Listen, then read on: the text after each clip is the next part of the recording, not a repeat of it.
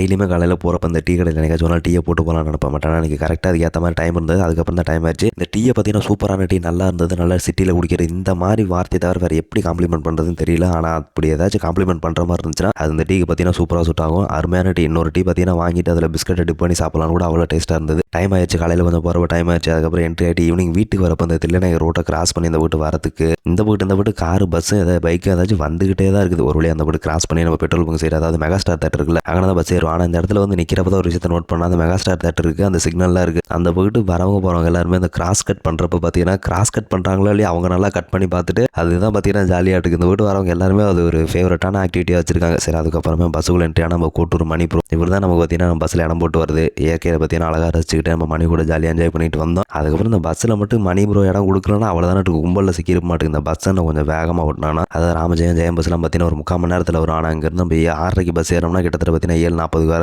Time ஆயிடுது. ஒரு 1/2 மணி நேரம் 3/4 மணி நேரத்தில் வர மாதிரி இருந்தால் இன்னும் சூப்பராக இருக்கும். அடுத்த விலாகில் பார்க்கலாம் கண்டினியூவாக.